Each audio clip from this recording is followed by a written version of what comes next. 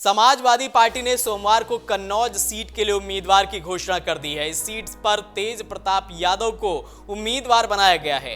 पहले कयास लगाए जा रहे थे कि सपा अध्यक्ष अखिलेश यादव इस सीट से खुद चुनाव लड़ेंगे, लेकिन ऐसा नहीं हुआ। 22 अप्रैल को सपा ने कन्नौज के अलावा बलिया सीट पर भी उम्मीदवार की घोषणा की है। इस सीट पर सनातन पांडे को टिकट दिया गया है। आगे की रिपोर्ट में हम आपको बताएंगे कि कौन है तेज प्रताप यादव जिन्हें अखिलेश यादव ने कन्नौज से टिकट दिया है। तेज प्रताप यादव का क्या राजनीतिक इतिहास रहा है, और वहीं सनातन पांडे जिन्हें बलिया से टिकट दिया गया है, उनका भी सियासी सफर हम आपको बताएंगे। दरअसल 22 अप्रैल को अखिलेश यादव ने एक और लिस्ट जारी की है, जिसमें उन्होंने कन्नौज और बलिया लोकसभा सीट पर उम्मीदवार का ऐलान किया है। कन्नौज सीट से सपा ने अपने परिवार के सदस्य पर ही भरोसा जताया है। तेज प्रताप सिंह यादव उत्तर प्रदेश के पूर्व मुख्यमंत्री मुलायम सिंह यादव के मात्र पौत्र हैं।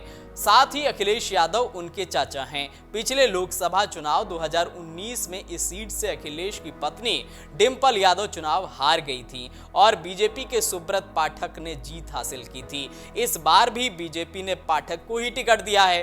तेज प्रताप के मैदान में उतरने से लड़ाई और दिलचस्प हो गई है। तेज प्रताप सिंह इटावा जिले के सैफई के रहने वाले हैं और उनके पिता रणवीर सिंह थे। उन्होंने ब्रिटेन से उच्च शिक्षा हासिल की है। उनकी शादी लालू प्रसाद यादव की बेटी राजलक्ष्मी के साथ हुई है।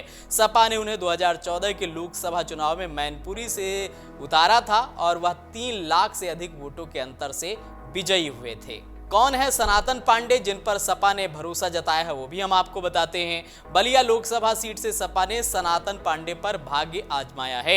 वह मूल रूप से बलिया के ही रहने वाले हैं। सनातन पांडे मिर्जापुर से डिप्लोमा की पढ़ाई करने के बाद गन्ना विभाग में इंजीनियर बने और साल 1996 में नौकरी से इस्तीफा देकर राजनीति के क्षेत्र में कदम रखा। 2002 में चिलकहर विधानसभा से निर्दलीय प्रत्याशी के रूप में चुनाव लड़े, लेकिन उन्हें हार का मुंह देखना पड़ा। इसके बाद उन्होंने समाजवादी पार्टी ज्वाइन कर ली और फिर 2007 में बलिया के चिलकहर विधानसभा से समाजवादी पार्टी से चुनाव लड़कर विधायक बने। परिसीमन के बाद चिलकहर विधानसभा का अस्तित्व समाप्त हो गया।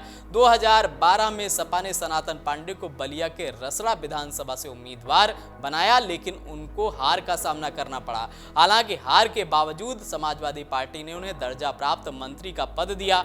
2017 में सपा ने एक बार फिर उन्हें रसड़ा से प्रत्याशी बनाया, लेकिन इस बार सनातन पांडे को दोबारा हार का सामना करना पड़ा। इस बार सनातन पांडे तीसरे स्थान पर रहे। दो बार चुनाव हारने के बावजूद सनातन पांडे का कद सपा में कम नहीं हुआ और 2019 के लोकसभा चुनाव में समाजवादी पार्टी ने इन्हें बलिया लोकसभा से प्रत्याशी बनाया, लेकिन इस लोकसभा चुनाव में भी सनातन पांडे बीजेपी प्रत्याशी वीरेंद्र सिंह मस्त से करीब 15,000 मतों के मामूली अंतर से हार गए थे। अब जान लीजिए कि दूसरे चरण की वोटिंग के लिए अखिलेश यादव किन तैयारियों में जुटे हुए हैं। दरअसल अखिलेश यादव प्रदेश में दूसरे चरण के लिए 26 अप्रैल को होने वाले मतदान के लिए प्रचार कर रहे हैं। शुक्रवार को उन्होंने कांग्रेस नेता राहुल गांधी के साथ मिलकर अमरोहा में रैली को संबोधित किया था, जहां उन्होंने दावा किया था कि पहले चरण के मतदान में एनडीए पिछड़ गया है, यही आगे भी चरणों में होना है। अखिलेश यादव ने कहा था कि प्रधानमंत्री हमारी पिक्चर रिजेक्ट होने की बात कर रहे थे, लेकिन पहले चरण के चुनाव में